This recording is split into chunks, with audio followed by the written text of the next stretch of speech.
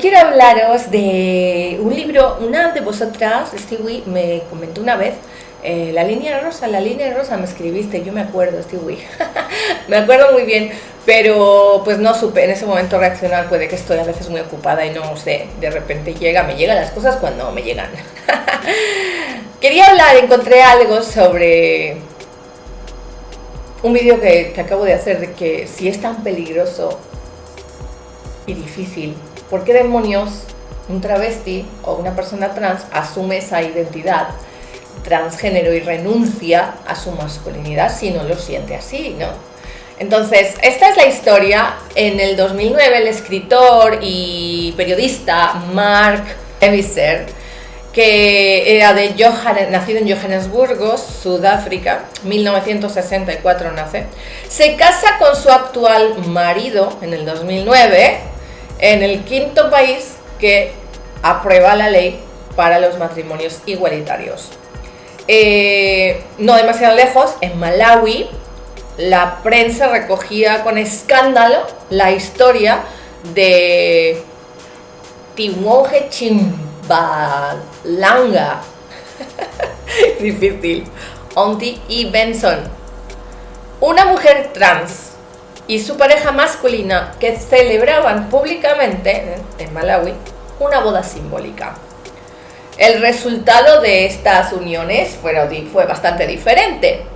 Mira, Mark, por ejemplo, pudo residir en París con su marido, que es el escritor que estamos hablando, pero Onti y Benson fueron perseguidos y juzgados por las leyes en contra de la homosexualidad. Esto fue en Malawi, y recibieron una pena de 14 años a trabajos forzados. La diferencia de un lugar y en el otro, en el que la ley está aprobada y en el que, lógicamente, no lo está. Entonces, Heviser comenzó un periplo recogiendo un montón de historias sobre las diferentes sexualidades y escribir el libro La Línea Rosa. Es un viaje a través de las fronteras queer del mundo. Necesitaba entender cómo estas dos cosas podían suceder al mismo tiempo, que fue su propia boda en Sudáfrica y permitida en 2009, pero sin embargo la otra persona que se casa con una mujer trans, son los dos obligados y presos a hacer 14 años de trabajos forzados. O sea, ¿cómo no?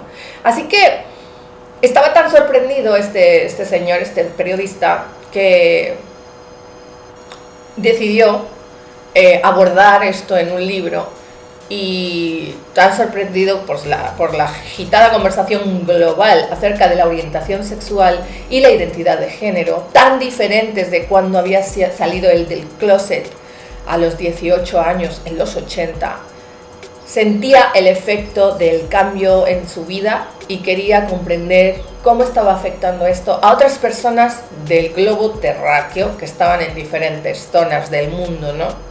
Así que el libro de La Línea Rosa es como la llama la línea rosa, que es que lo marca como una frontera, un territorio, una barrera, una ley. A nivel geopolítico, es una nueva frontera que nos describe, define y divide de maneras inimaginables desde hace 20 años, dice el autor. En Europa, a un lado de la línea rosa, están los países occidentales, que va extendiendo los derechos humanos, y al otro lado, vemos por ejemplo a Vladimir Putin, Orbán o el partido Ley y Justicia polaco, que utilizan este tema para diferenciarse muy bien de Occidente. Ellos todos felices, todo lo que es la Europa del Este, bien felices de defender la homofobia, la transfobia, ¿no? Y que eso los define de lo que ellos son, diferentes de Europa, ¿no?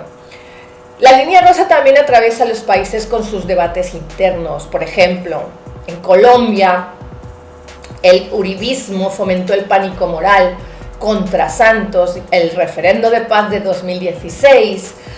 al afirmar que impondría la ideología de género y los derechos LGTBQ en la sociedad colombiana.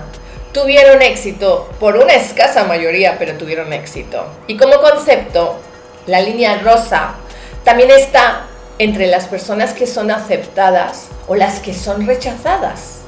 Porque en América Latina hay quienes cruzan cuando salen de la gran ciudad para ir a casa de sus familiares, donde todavía les preguntan en casa: ¿y cuándo te vas a casar? O ¿ya tienes novia? Cuando sin embargo, por ejemplo, es gay. Y deben de ocultar esa parte de sí mismos, que es pública, por ejemplo, en la capital, en Ciudad de México, en Bogotá o en Lima, ¿no? Así que la línea rosa es un concepto que ayuda a comprender fronteras particulares alrededor de las personas cuando reclaman sus derechos como LGTB. Cuenta, entre otras, las historias de Michael, un adolescente gay en Uganda, Pasha, una mujer transgénero en Rusia, o Zaira, una lesbiana en México. Y en todas hay violencia, hay persecución, hay tristeza. Entonces, el autor dice que deseaba que algunas de esas historias tuvieran finales felices para el lector o para él mismo, pero principalmente para las mismas personas que estaban contando la historia, porque no fue fácil conseguirlo. Hay un eslogan en el movimiento LGTB estadounidense que fue una campaña poderosa en las redes sociales, que es "It gets better", las cosas mejoran. Y también la maravillosa e inspiradora frase de Martin Luther King: el arco del universo moral es largo, pero se inclina hacia la justicia. Fíjate que yo no conocía esta frase de Martin Luther King. Y el autor dice que él cree en eso. Pero al hacer este trabajo vio otra dinámica, que es la acción de un péndulo. Las personas LGTBQ reclaman espacio y hay una reacción violenta. Reclaman espacio y hay un retroceso. Todas ellas lo han reclamado y, a pesar del dolor, de las dificultades, están absolutamente decididas a ser ellas mismas. La historia de Michael, el joven ugandés que huyó de su país, es una de las más duras. Incluso el autor lo apoyó económicamente, ¿vale? Dice: Michael literalmente fue expulsado de su hogar familiar. Pasó muchos años en las calles, todo por ser gay, hasta que llegó al exilio, pidió el exilio como un refugiado LGTBQ en Vancouver, Canadá, y luchando con intensos problemas de salud por los momentos vividos de haber tenido que salir de casa seguramente a muy pronta edad, llega a Canadá, donde supuestamente no hay homofobia. ¿Y sabéis qué pasó? Que de repente se encuentra con el racismo y experimentó por primera vez en su vida el racismo de un chico de color de Uganda en un país donde no lo juzgaban por ser gay, sino por su color de piel. O sea, esto es increíble, ¿no? Esto te da una idea del mito o de la fantasía de mudarse a Occidente y pensar que todo va a estar bien, y resulta que te encuentras con algo que no está bien. Sin embargo, dice el autor que hizo un evento con él, con este chico, y para una universidad canadiense, y alguien le preguntó: ¿qué consejo le darías a una persona joven? Y la respuesta de Michael, el chico de color, dijo: sé tú mismo.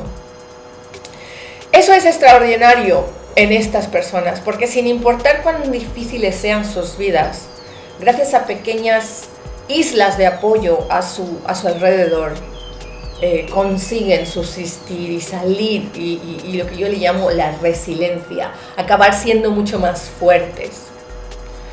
Lo que ha sucedido en el mundo es que la práctica sexual se ha convertido en una identidad. Existe una generación que ya no está dispuesta a hacer lo que se esperaba de ellos, como es casarse, como tener una relación heterosexual o tener hijos y practicar otro tipo de sexo en secreto. Quieren vivir honestamente las personas y tienen derechos vinculados a su orientación sexual e identidad de género. Esto se debe a la revolución global, en la cual No importa en qué parte del mundo te encuentres. Si tú tienes un teléfono y wifi, un ancho de banda que te permita conectarte con el mundo, tienes todos estos derechos. ¿Por qué no deberías de tenerlos tú? Así nace el conflicto que no existía, particularmente en sociedades autoritarias como Rusia o Uganda, por ejemplo. O al salir del armario se precipita una cierta crisis cultural.